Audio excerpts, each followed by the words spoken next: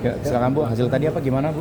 Ya, jadi intinya kami sampaikan tadi ini ya beberapa hal bahwa pada tanggal 16 Mei 2026 yang lalu LPSK menerima permohonan perlindungan dari Ibu Hera dan Ibu Nia Damanik. Nah, kemudian berkaitan dengan hal tersebut kami juga sampaikan kepada Komisi 3 bahwa kami sudah lakukan asesmen psikologis pada korban dan saksi berkaitan dengan kasus yang disampaikan, dan termasuk sebenarnya dalam konteks kasus ini di pasal 10 Undang-Undang Perlindungan Saksi dan Korban Undang-Undang 31 2014 disebutkan saksi, korban, pelapor, ahli, dan kemudian saksi pelaku tidak dapat dituntut baik secara pidana maupun perdata.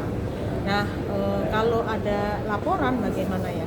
Nah, di dalam ayat berikutnya disebutkan bahwa kalau ada laporan balik terhadap laporan tersebut, maka laporan yang pertama dulu yang harus ditindaklanjuti dan harus dibuktikan melalui putusan pengadilan yang berkekuatan hukum tetap. Kalau kemudian putusannya memang ada tindak pidana dan pelaku atau terlapor dinyatakan bersalah, maka laporan baliknya itu gagal. Jadi melalui tadi kami sampaikan bahwa pasal 10 ini patut menjadi concern dan pertimbangan yang dilakukan oleh penegak hukum tentang kasus ini.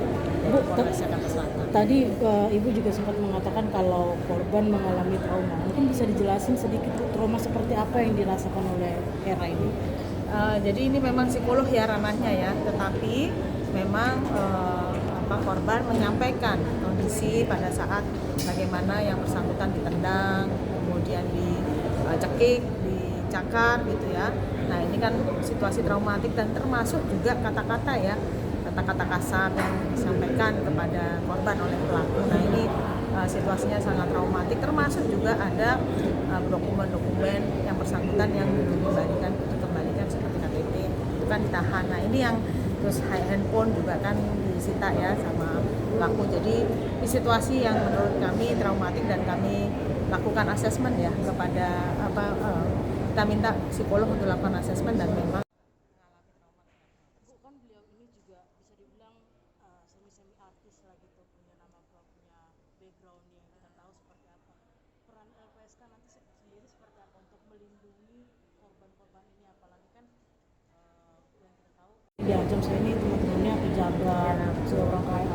Nah, terkait dengan itulah kemudian kami punya legacy ya untuk memberikan perlindungan, karena di dalam Undang-Undang Perlindungan Saksi dan Korban yang baru disahkan pada tanggal 21 April 2026 bersamaan dengan Undang-Undang Perlindungan Pekerja Rumah Tangga, itu memang di situ ada disebut soal situasi khusus yang salah satunya adalah kerentanan posisi saksi dan korban. Dalam hal ini adalah ada relasi kuasa, yaitu pelakunya majikan dan kemudian korbannya adalah pekerja rumah tangga, sehingga ini timpang, dan ini yang perlu situasi khusus ini menjadi pertimbangan LPSK bahwa perlindungan terhadap yang bersangkutan pada korban ini patut diberikan.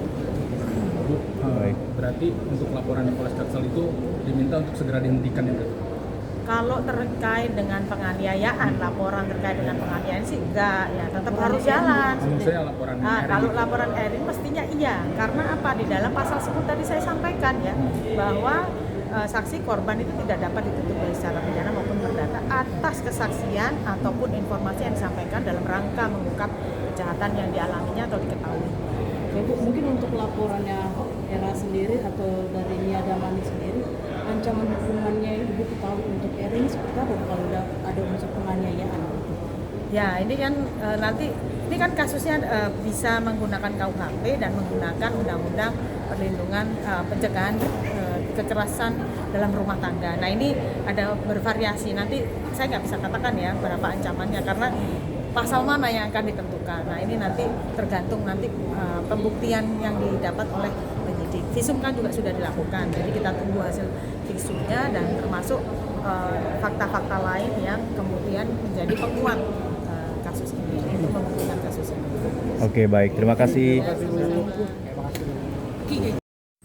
Kesimpulan rapat dengar pendapat dan rapat dengar pendapat umum dengan kuasa hukum serta korban dan wakil ketua lembaga perlindungan saksi dan korban LPSK masa persidangan 5 tahun sidang 2025-2026 Senin 18 Mei 2026. Yang pertama, Komisi 3 DPR RI meminta kepada Kapolres Jakarta Selatan untuk tidak memproses laporan pidana dengan nomor LP /1697/4/226 SPKT Polres Metro Jakarta Selatan maupun LP lainnya yang ditujukan kepada saudara Herawati, karena dalam perkara yang dijadikan RDPU ini yang bersangkutan merupakan korban yang dilindungi secara hukum berdasarkan ketentuan pasal 10 Undang-Undang Nomor 31 Tahun 2014 tentang perlindungan saksi dan korban.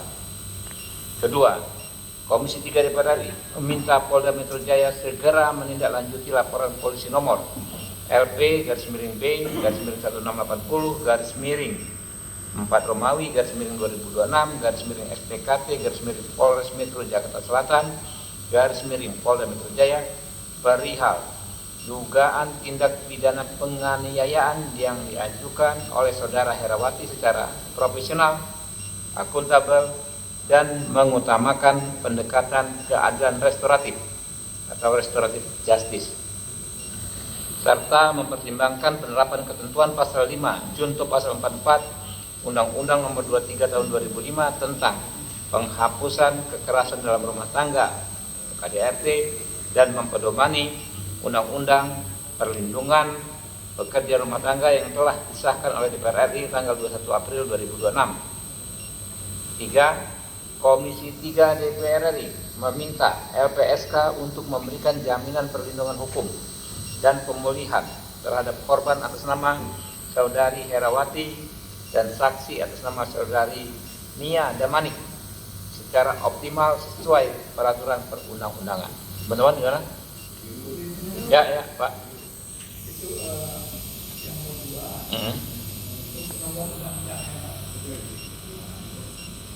Undang-undang belum ada